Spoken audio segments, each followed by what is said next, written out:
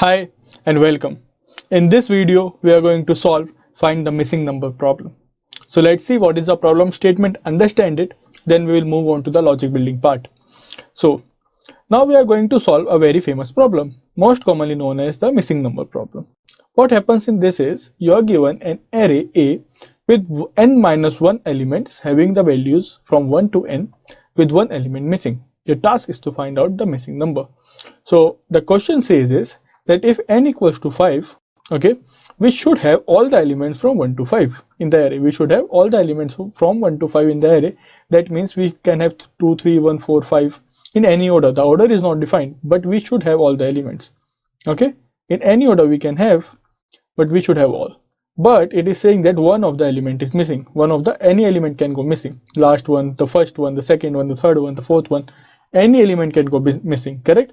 We have to find that missing element. So in this test case, the fifth was missing. So we have to find the 5. Here 2 was missing. Here 4 was missing, correct? So any element can go missing. So we have to find that missing element. So that is the problem. Okay.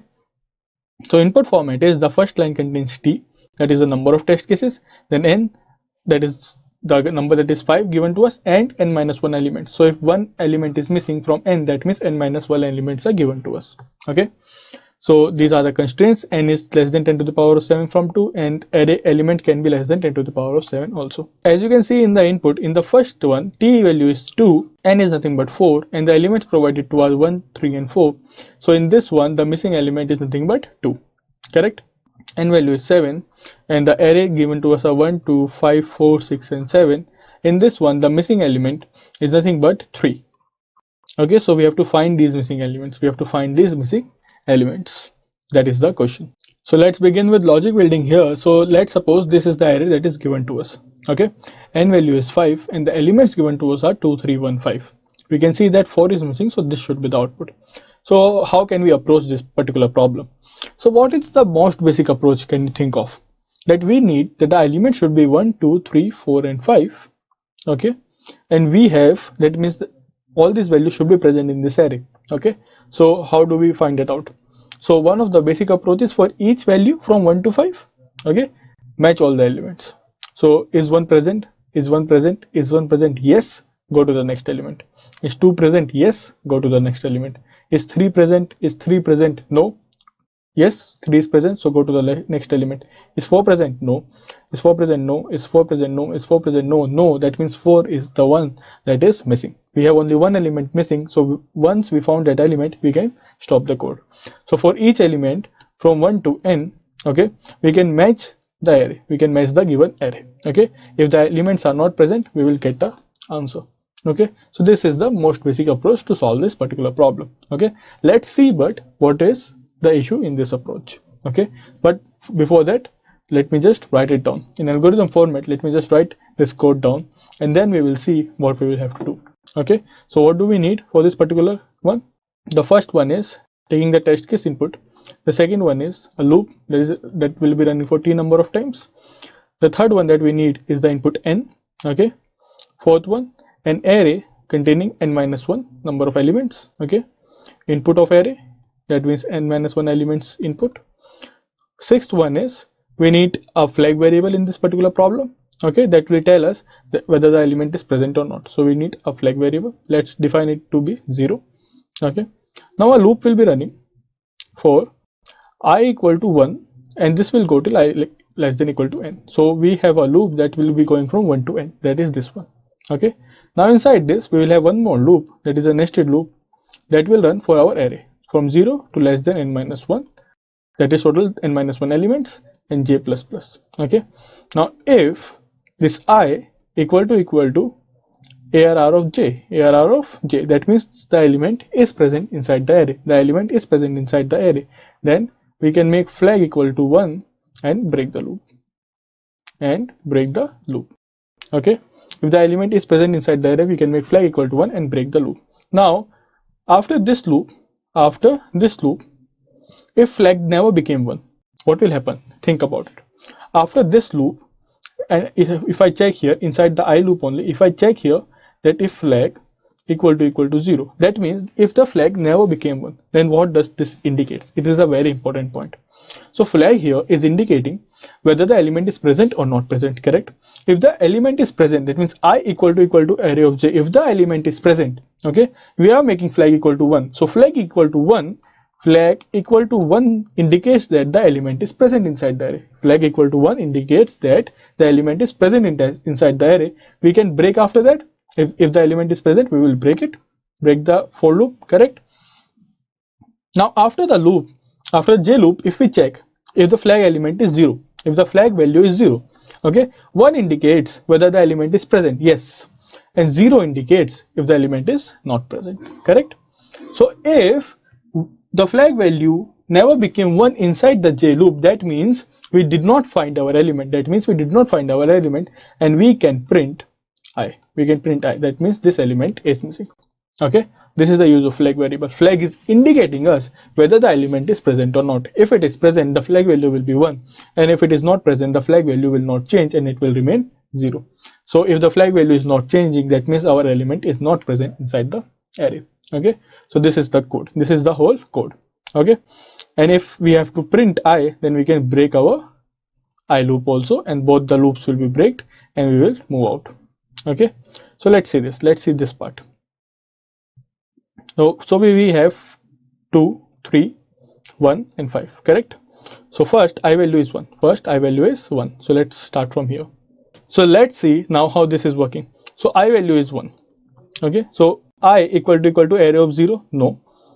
Is it 0? No. So loop will come again j plus plus. Is I equal to 3? No. So loop will again j plus plus. Is I equal to array of 2? Yes, it is. So flag value will become 1 and we will break the j loop. And when we come here, the flag value remains 0. The flag value remains 0, so we do nothing and we come back. Now when we come back, we have to again initialize flag to 0. Why do we need to again initialize flag to 0? Because for each and every j, we have to check whether the flag is 0 or 1. So it should start with 1. It should start with 0. If it becomes 1, that means it indicates we have the element. Now I equal to 2. Flag is currently 0.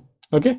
Now since flag is 0 now, is 2 present inside the array? Yes, it is present inside the array. Flag will change to 1. Okay, and we will break and it will check again. Was 2 present? Yes, so we will not print it. We will go back. Flag again will become 0 here. Okay, now I value will become 3. Is 3 present inside the array? Yes, so flag will become 1 and we will not print 3. Again it will become 0 here. Okay, I value will become 4. Is 4 present inside the array? No. Now you can see that flag value will not change to 1 because 4 is not present inside the array. And here when we come, flag value remains 0 and we will print our 4. We will print our 4. If we do not write this element, you can see the flag will remain 1 once it is set to 1. It will never become 0 again. Okay, so we do not want that. We do not want that. We have to make it 0 again. I hope you understood this point. So this is how this code is running. So now what is the issue in this code? There is no issue. The code is absolutely correct. The code is absolutely correct, but it is taking more number of operations to find the answer. It can be optimized. Now how do we see that part?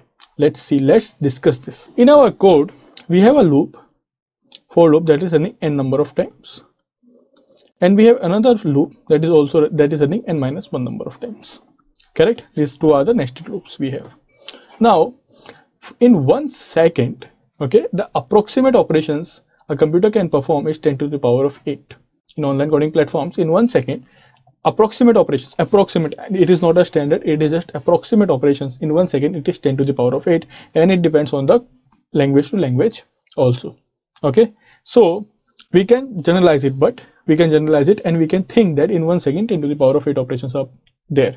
Okay, now when we run a loop for 10 to the power of 8 number of times, and we print I in that, nothing else, we are printing.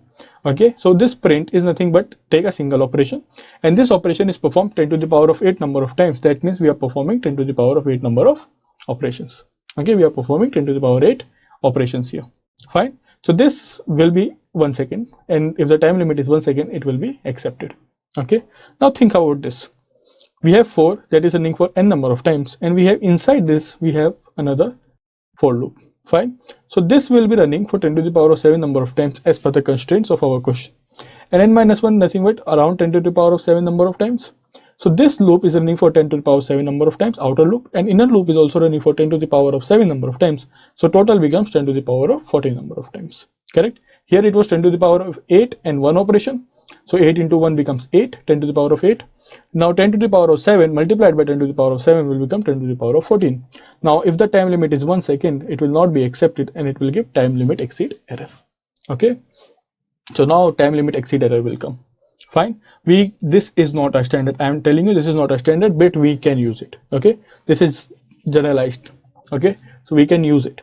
Fine. So we can use it to get an approximate idea of how many operations we can perform in our code. Fine. Just an approximation, not standard and nothing, but just an approximation. So using that, we approximated that our current program will take 10 to the power of 14 operations. Okay. And the time limit given to us is just 1 second. So it will not be accepted. Fine. So now we have to think of an optimized approach. Okay. This was the basic approach. Now we have to think of an optimized approach. Fine. So let's now begin with the optimized approach solution. Now let's begin with the optimized approach. So let's see here. So this is the elements that should be present, and this is that is given to us, and we cannot use any sorting function that is written in the question. We do not have to use them. Okay, if that was allowed, then it was a very simple problem. Now here let's see this one 2 3 1 5. What we can do now, we have to use the fact that we have all the numbers from 1 to n. We have to use this fact that we should have all the numbers from 1 to n. Okay, if we have all the numbers from 1 to n, so what should be the sum of all these values? So it is 1 plus 2 plus 3 plus 4 plus 5. That is nothing but 15. Okay, what is this? This is nothing but summation of the first 10 natural numbers. Okay, so if n value is 10, what is the summation of the first 10 natural numbers? It is nothing but the values. So what is the summation of the first 5 natural numbers? That is nothing but 15. Okay, now what is the sum of the numbers that is given to us? It is nothing but 2 plus 3 8 9 and 2 plus 3 sorry 5 6 and 11. Okay, now what is the difference between these two numbers? The difference between these two numbers is nothing but the number that is missing, that is 15 minus 11 equals to 4. The difference is nothing but the number that is missing. For example, if we have 4 5 3 2 3, okay, and we should have 1 2 3 4 5, that is the sum should be 15. So 4 plus 5 is 9, 9 plus 2 is 11, 11 plus 3 is 14. So what is the difference between these two numbers? It is nothing but 1. That is the number that is missing. Okay, its total should be 15. Okay, to have all the first n natural numbers value, but it is 14. That means 1 is missing. That means 1 is missing. Okay, so what is the approach now? The approach is very simple. The approach came out that we have n natural numbers. So total is nothing but n into n plus 1 by 2. Okay, and then we can have a sum variable that sums all the elements of the array. Okay, so that means total minus sum should be my answer. Total minus sum should be my answer. Okay, so let's now see these points, that this is the direct way. Total equals to n into n plus 1 by 2, and total minus sum should be my answer. Okay, so now we can code it. Now this is the direct coding part. The implementation here is very simple. So it's nothing but to first take all the inputs, and when taking all the inputs, just calculate the total, that is n into n plus 1 by 2. Then run a loop to calculate the sum. Okay, it will sum all the array elements, and finally print total minus sum. Okay, now this should be accepted. But let's see if it will be accepted or not, or are we missing some point. So let's see now the implementation of this. So int n equals to sc dot next int, sc dot next int arr equals to new int n minus 1. So because we have one less element, so for int I, so before taking the input, just take the total. So int total equals to n multiplied by n plus 1 divided by 2. Okay, now have a sum variable, int sum equal to 0. Now for int I equal to 0, I less than n minus 1, I plus plus. Okay, arr I equals to sc dot next int, next int, and just here only we can also get our sum updated. Okay, so we have already taken the array elements as the input. One element is taken as the input, add it to the sum equals to arr. Okay, so this is how all the elements will be added to sum, and at the end print total minus sum. So let's test the code for multiple test cases right now. Okay, and then after that we are going to submit it. which are the test cases that we are going to test this code for. We will test this for, let's say the first element is missing, the last element is missing, okay, or middle elements are missing, even numbers, odd numbers. We will test this code for these many cases. So 6 cases, let's say. So 5 size, first element is missing, 1 first element is missing, okay. Let's take the last element missing. So yes, the last element is missing. Let's take some middle element missing, okay, the middle element missing came, okay. Let's test for 4 3 2 1. So 5 is missing. So yes, 5 is missing. So it is working for many test cases correctly. Fine. So just copy the code and just paste it. Let's see if it works perfectly or not. So I've pasted the code, and after submit, let's see if it is working or not. Okay. If it is not, then we will test it out with some more cases. Okay. So let's see. Okay. So the code gives wrong answer. Okay. So let's see why. So let's see a hint. So check if you are taking n elements or n minus 1 elements. Yes, we are taking n minus 1 elements only. See the constraints and think what can be the final values. Okay. So here you have big constraints. So we will check that out. Check for the boundary conditions. Okay. Check for various corner cases. So let's check for the boundary conditions. So n value is very large. It is less than 10 to the power of 7. That means it can be 10 to the power of 5, 10 to the power of 6. Okay. And we are multiplying that. So let's test this point. So what I'm going to do is I'm going to print n into n, because we are doing n into n plus 1. So let's just print n into n, okay, and see if it is correct or not. The multiplication of n's are correct or not. Okay, once we see that, I think it should work out. So first, after this printing, so just comment everything out, because we do not need it. We just need to check whether n into n is correct or not. Okay, if it is correct, then we can move to the next step and check for the other elements. But first we have to check for this, because we are already doing n into n plus 1. Fine. So check for 100. So it comes out to be 110,000, correct. 10 to the power 6, correct. 10 to the power 8, correct. 10 to the power of 10, oh no, 10 to the power of 10, it is not working correctly. 10 to the power of 8 it is working, but 10 to the power of 10 it is not working. 10 to the power of 5 multiplied by 10 to the power of 5 should give us 10 to the power of 10, but it is not giving us that. So the here is reason being because integer range is only till 32 bit, okay, 2 to the power of 31 in signed integer range. Okay, so 2 to the power of 31 is around 10 to the power of 9. So therefore 10 to the power of 10 is not working. Okay, so we have to change our data type. We have to change our data type to long to accommodate this big value. To accommodate this big value, we have to change our data type to long. Okay, we changed our data type to long. So long array equals to new long n minus 1. So we are having an error here. So that is n minus 1 required int found long. This is because integer an array range can be only till integer, okay, around 10 to the power of 8. Okay, so it cannot go till long. So we cannot have a long n, and we can just define the integers to be of a long type. So we cannot do this part in this particular code. We have to change it to int again. So we have to think of something else. If we cannot change n here, is there any other way? If we cannot change n here, yes, there is a way. We can typecast here to long. Okay, now once we typecast to long, we are telling that this is not an integer into integer multiplication, but now it is a long into integer multiplication, and now we have the capacity to store this big of a value. Now when we run it for 10 to the power of 5, we will get the answer as 10 to the power of 10, because we have typecasted it. So for 1 2 3 4 5, we get 10 to the power of 10 as the answer. Okay, now remember, you cannot do it like this. Why? The reason being, the damage is here into n. It is again an integer into integer multiplication. So integer into integer multiplication should give an integer, but if we have a long data type, long range value, okay, we are typecasting it after the damage is done. We have to typecast it before the damage is done. Okay, so therefore at least one of the values should be changed into long type. So now we are going to follow the same thing here. Okay, so the total should be of a long type. And we have to change it at least one in the right hand side. Now it is n into n is correct. So n long is also total.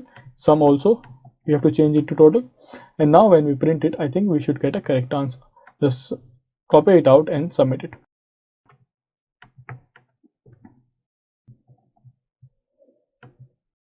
So in this code, what we learned is that we have to think of many different cases. Okay, we have to think of optimization. We have to think of integer overflows also. Since the integer range was overflowing, we used a long here. Since the integer range was overflowing, and the code is accepted now. Okay, And what we so and yeah, and as you see in the test cases, I was